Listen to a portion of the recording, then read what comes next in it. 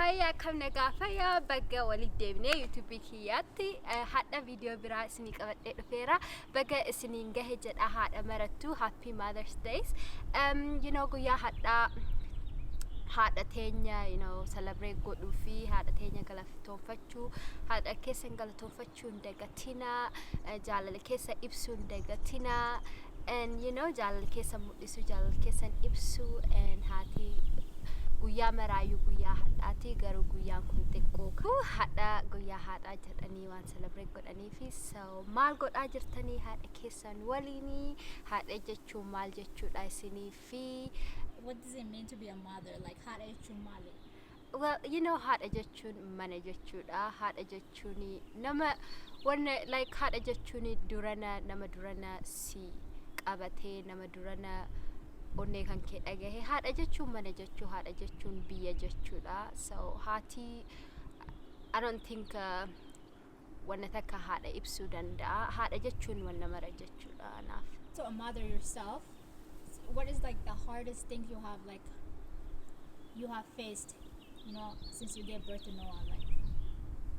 Okay, so the hardest thing yeroo durana haadha ta'anii akka malee nama dhibaa. It's really hard to give up hirriba kennu yookaan immoo wanna maraa like yeroo haadhan ta'in durana wanna maraa ofiif yaaddaa and ofumaaf wanna maraa godhattaa garuu haadha taatee jennaani ilma alla ijoollee kiyya jettaa ijoollee kiyyaaf akkana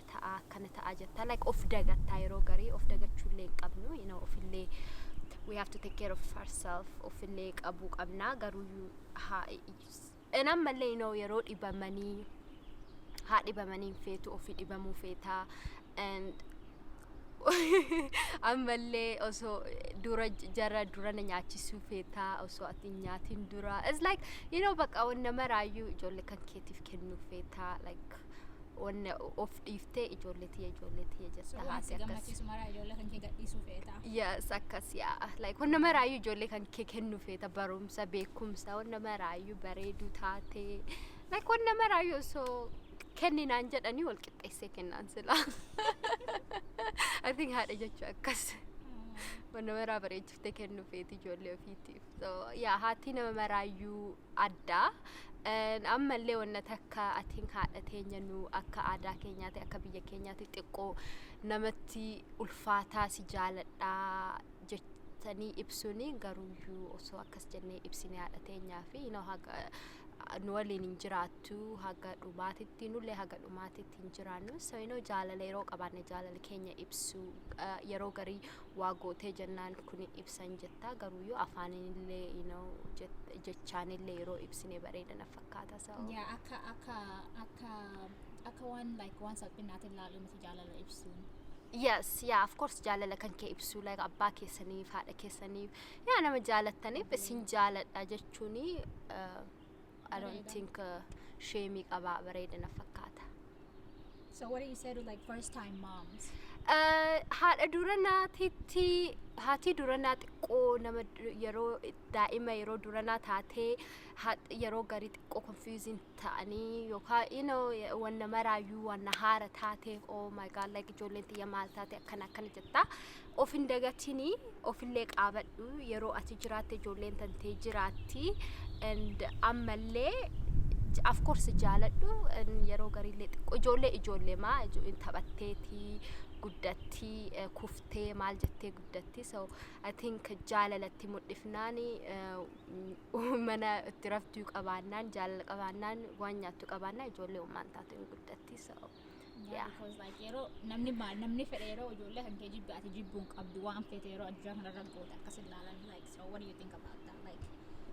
of course akkamitti could you imagine like harka kan kee kamirra jaalatta like ka bitaati moo ka mirgaarra jaalatta maraayyuun jaalatta mi kan keetuma kun balleesse like yeroo waa balleessite harka kamtu balleesse harka kam adabaan jettu like balleessaa yeroo balleessanillee ati jibbuun qabdu ijoollee kan kee of course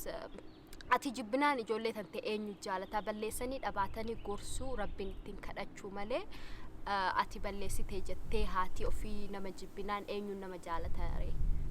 like jaalachuu qabde ijoollee kan kee rabbiin itti kadhachuudha akka biraa ammoo gorsuudha in beekani waan rabbi nama fidu ijoolleen leen warri ofii leen fitnaaf jedhanii you know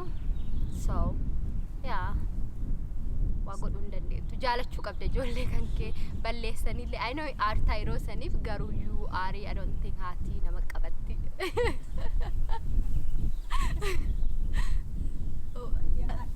ijoollee kee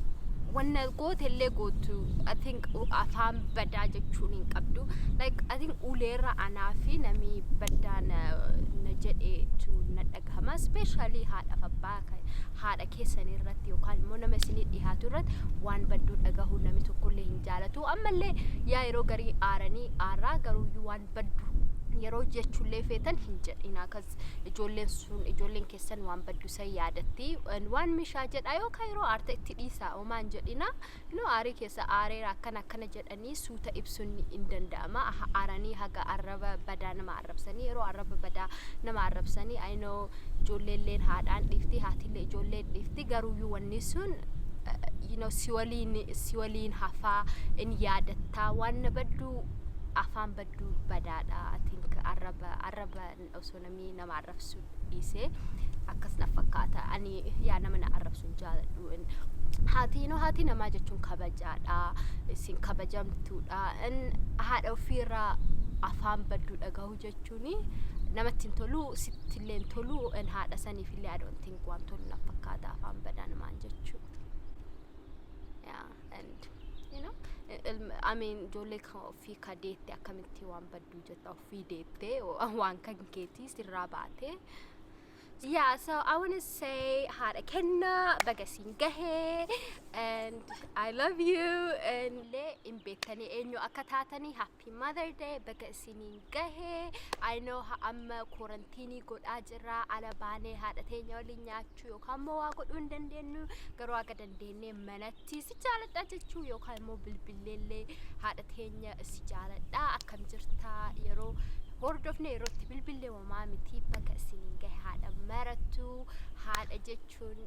you know I don't know akkami akka explain godhu anaaf haadha jechuun just wanna maraayyuu and galatooma haati especially haati warra biyya keenya wanna maraa kennitee ijoollee ofiitiif taati wanna maraayyuu galatooma haadha maraafu wanna haadha taataniif and yeah sin jaalanna bye